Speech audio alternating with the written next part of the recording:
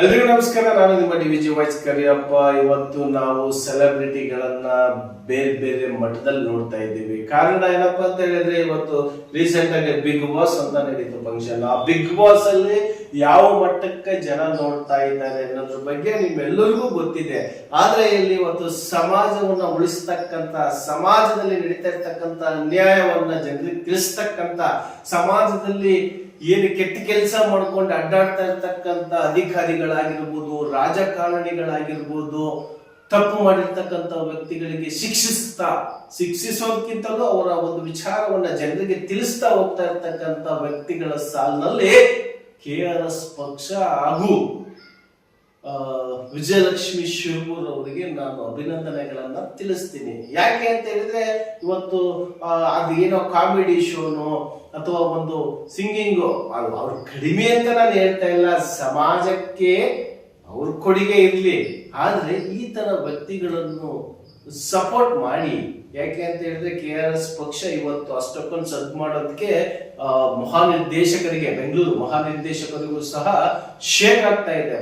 Karnataka police act ಇರ್ತಕ್ಕಂತ ಕೆಲವೊಂದು ಸೆಕ್ಷನ್ಗಳನ್ನು ಸಹ ಬದಲಾವಣೆ ಮಾಡಬೇಕು. ಯಾಕೆ ಅಂತ ಹೇಳಿದ್ರೆ, ಏನು ಮೊನ್ನೆ ನಡೀತಲ್ಲ 4 ಲಕ್ಷ, ಅದು ಕೋಟಿ,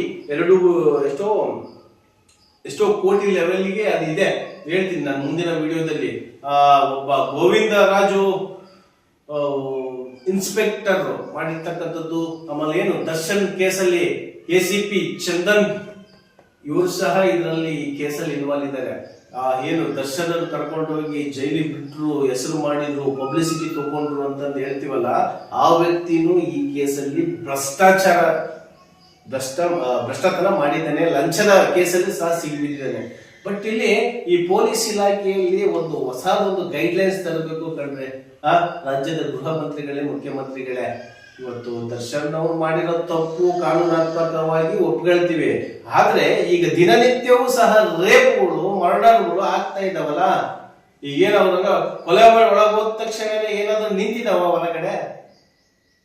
ಇಲ್ಲಿ ವೈಯಕ್ತಿಕವಾಗಿ ಹೇಳ್ಬೇಕು ಅಂತ ಹೇಳಿದ್ರೆ, ದರ್ಶನ್ ಅವರು ಆ ಸಮಯಕ್ಕೆ ಏನ್ ಮಾಡಿದ್ದಾರೆ ಅದು ತಪ್ಪೇ ಆಗಿರ್ಬೋದು. ಆದ್ರೆ 4 ಜನಕ್ಕೆ ನೀವು ಪ್ರಶ್ನೆ ಮಾಡುವಂತ ವ್ಯಕ್ತಿಗಳಾಗಿ ಪೊಲೀಸ್ ಅಂತ ಹೇಳಿದ್ರೆ, ಆ ಕಾಕಿ ಹಾಕಿದಾರಲ್ಲ, ಆ ಕಾಕಿ ಮರ್ಯಾದೆ ಕೊಡ್ಬೇಕಷ್ಟೇ. ನಾವು ಒಳಗಿರ್ತಕ್ಕಂಥ ವ್ಯಕ್ತಿತ್ವವನ್ನು ಅಷ್ಟೇ ಪ್ಯೂರ್ ಆಗಿ ಇಟ್ಕೋಬೇಕು.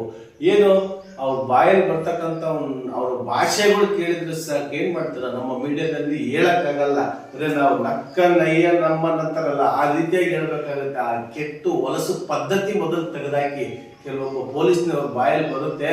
ಅವ್ರು ಮಾಡುವಂತ ಅಕ್ರಮ ಚಟುವಟಿಕೆಗಳನ್ನ ಎಂಜಿಲು ತಿನ್ನೋ ಅದೇನೋ ಹೇಳ್ತಾರೆ, ಅದೇನೋ ತಿಂದು ಅದೇನೋ ಹೊಲಸಿತ್ತು ಅಂತ ಹೇಳ್ತಾರಲ್ಲ, ಅಷ್ಟು ಹೊಲಸೆತ್ತು ಹೋಗ್ಬಿಟ್ಟಿದೆ ಪೊಲೀಸ್ ಇಲಾಖೆಯಲ್ಲಿ ಇರ್ತಕ್ಕಂಥ ಕೆಲವರು. ಇನ್ನು ಕೆಲವರು ಚೆನ್ನಾಗಿದ್ದಾರೆ. ಇದಿಷ್ಟು ಇವತ್ತಿನ ಸುದ್ದಿ.